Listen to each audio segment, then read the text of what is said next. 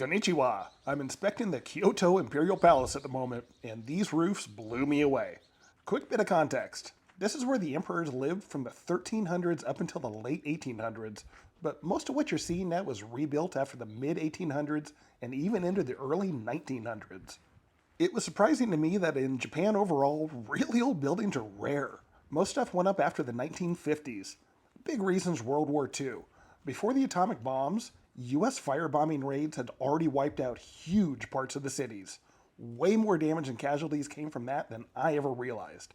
Dark history, but eye-opening. A lot of older architecture disappeared not just from war and earthquakes, but when the Meiji era kicked off in the late 1800s, Japan was trying really hard to modernize and look forward. So a ton of traditional buildings just got torn down or rebuilt. Anyway, back to these roofs. I always thought that they were thatch because, well, that's what they look like. But nope, they're actually kokerabuki. Super thin cedar or cypress shingled, stacked in tons of layers.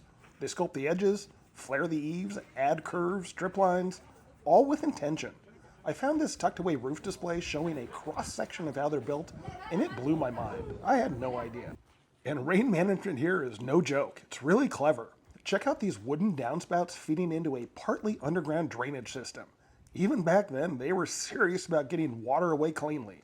Most palaces I visited had systems just like this, and even in the older streets of Kyoto and other cities, they had really neat and frankly beautiful stormwater management systems. Just thought some of you roof nerds might geek out on this too.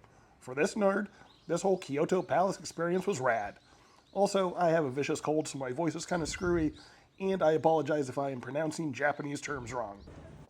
Anyway, thanks for watching, and have yourself a great day. Sayonara.